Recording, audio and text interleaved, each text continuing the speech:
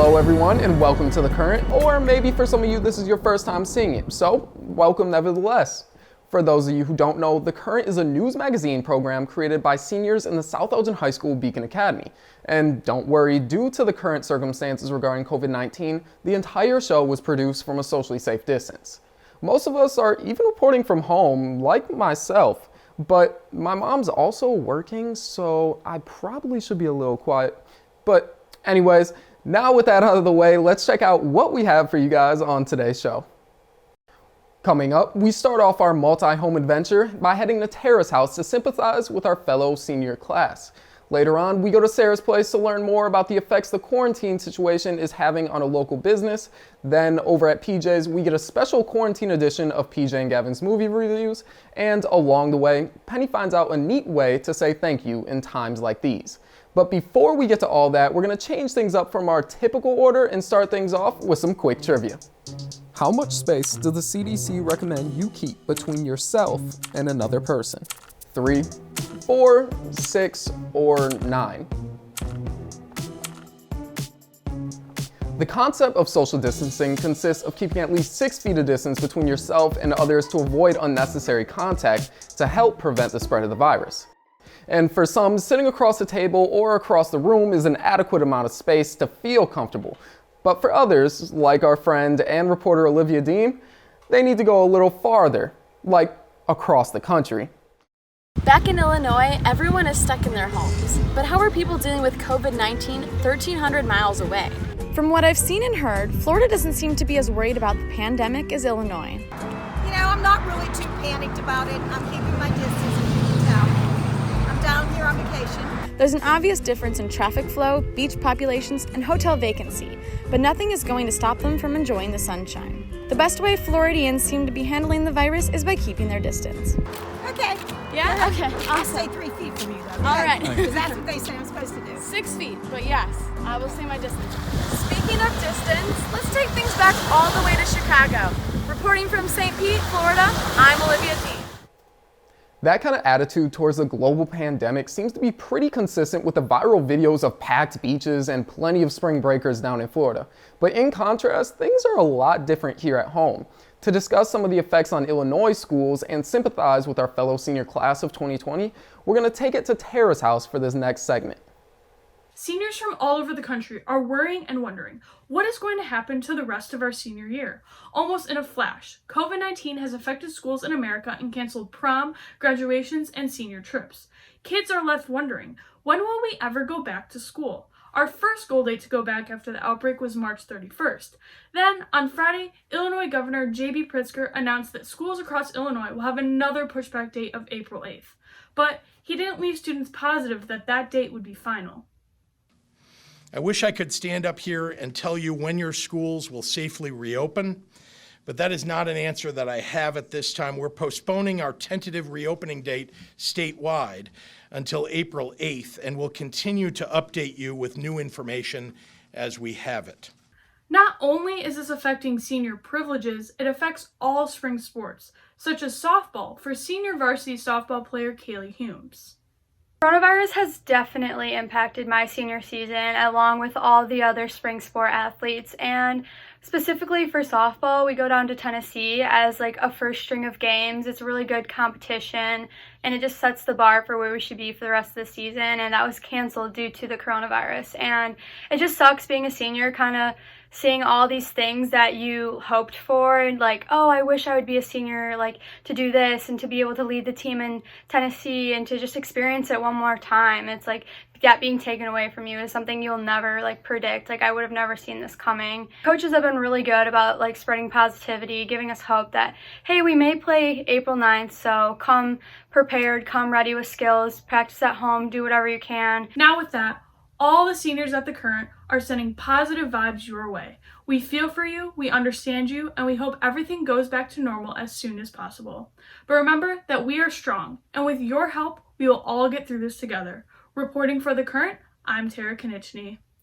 Before we go on and take a look at the impact that small businesses have felt with the recent restriction of dining in, we're going to take a quick stop by PJ's house. With movie theaters closed, that doesn't mean that you still can't sit down and enjoy a movie.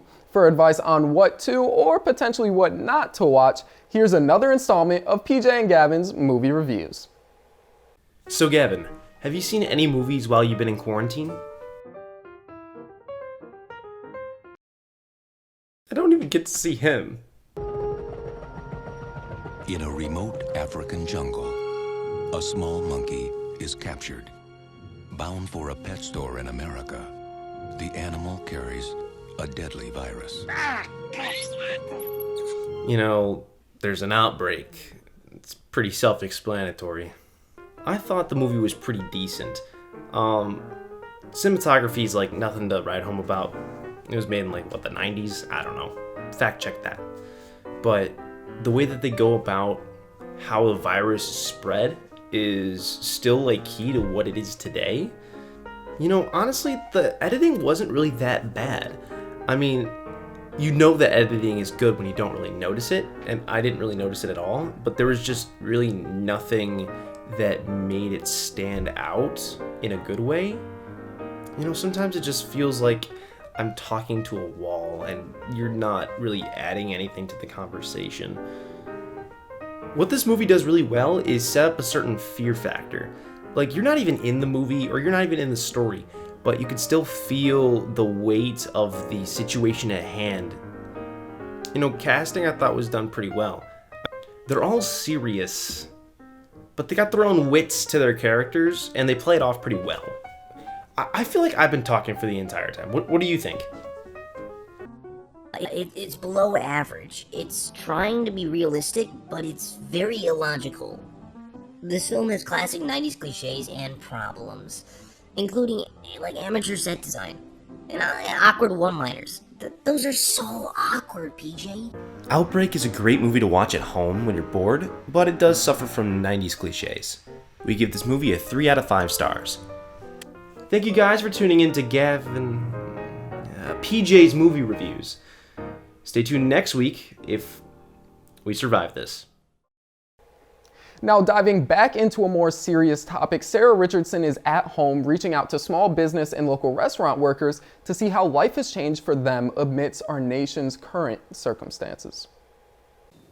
COVID-19 has had an immense impact on daily life, one of the largest being how we get food when eating out.